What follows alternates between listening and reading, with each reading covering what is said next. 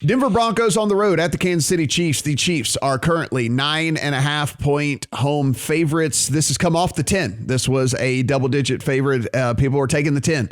With the Broncos, 47.5 is your total in this one. Steven, if we take a look here, the Chiefs coming off of a bye, did they figure something out? Did they add some wrinkles? Did they look at what was working for them on the defensive side of the ball over the last few weeks and figure out how to do more of that, how to enhance that? Those are the questions we're going to be looking to kind of get answered here from the Chiefs side of things. The Broncos side of things, if we look, they didn't have to do much this past week to beat the Chargers. The Chargers beat themselves. So like the Broncos didn't really have to do all that much in that game. And so I don't know how much we really pull from that one either. It's a very interesting game, very interesting line. When it was sitting at 10, I felt like I had to either take the Broncos or pass. Everybody took that 10. It seems like it's now off that 10. It's down to 9.5. I like the Chiefs long term. I still think the Chiefs are, going to win the AFC. I still think the Chiefs will probably end up in the Super Bowl when it's all said and done. But what do you feel like? Do you feel like there's still a work in progress, or do you think that like last 3-week stretch here, and then now they got that bye, that we're about to see the best version of the Chiefs? Yeah, I think this is back to being one of the 4 best teams in the league. And in fact, in our power ratings at the Lions, I think the majority of us, maybe all of us, voted them number 1 this week as the team that we would put as favored over everybody else on a neutral field at this point in time in the NFL season. I will share with you guys that our lead writer, Eli Hershkovich, only has one NFL bet this week. It is in this game, but he doesn't really like either side in the spread. And I kind of agree with him in the fact that, I think the Chiefs are back to being what we need them or what we thought they would be, but I'm not sure I want to bet them close to 10 points to cover a spread. If you look, this defense is improved. Eli notes that it was the second worst defense in terms of EPA per play through the first 7 games in the season. But since then, they are number 3 in that category. So tangible improvement from this Chiefs defense after how much we criticized them early in the season. So that should shape up pretty well against a Broncos offense that wants to run the ball, but they're probably going to get behind in this game. So Eli, you can read more at thelines.com of why he likes it, but Eli's looking at an under in this game. He bet under 47.5, but he likes it at 46.5 or better. So, Brad, if we take a look at this, here's the thing. Teddy Bridgewater has been playing with a multitude of injuries all season long. He had to come out of the game that past week. There were some snaps in there for Drew Lock.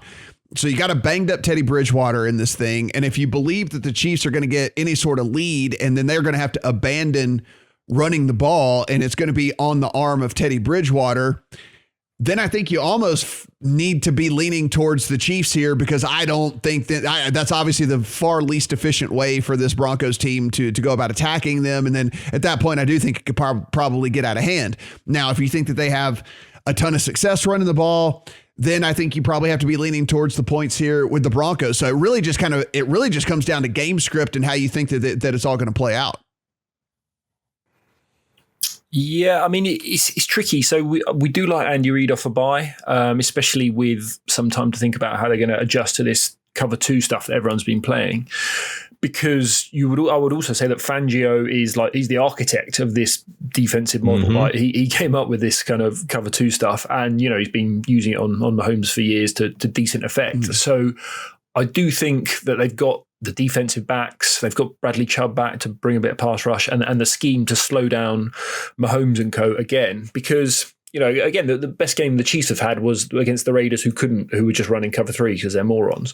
So, I do think Denver should have some luck slowing them down. I would also say I think the Chiefs defense is definitely improved with Chris Jones back inside, Melvin Ingram on the edge, and then Frank Clark healthy, and the defensive backs healthy as well. So yeah, I quite like that underlook. I wonder if it's worth waiting. Is that the one you might see tick up later in the week? I don't know. Yeah, listen. Listen. Sunday night games typically, and this isn't always the case, but 9 times out of 10, they always tick up. So like you're always going to get a better, if you want the under, you wait later. And then if you want the over, then you play it now, because those island games, the chase games, the Sunday night games, always people bet the favorites and people bet. So if you want the Chiefs, you want to take the 9.5 because it'll get back to 10. So you want to take them now. And if you want the over, you want to play it now. And if not, then you want to wait, because you'll get the 10 if you want the Broncos, and you'll also get a better number for the under as well. That's just typically how these things are bet. And specifically now that, there's a lot more people betting into these markets, it's going to get that way as well. So I think it's going to be me on the Broncos at +10 or a pass, but we'll see. We got some time until that one gets here. And then guys, Matt, one last note on Patrick Mahomes here. Eli noted, I think it's important because he may not be all the way back. Over his last 4 games, he is outside the top 10 in passing success rate and completion percentage over expectations. So that might be an angle if you want to back Denver here, that in fact Mahomes has not played his best, even though they've been winning games.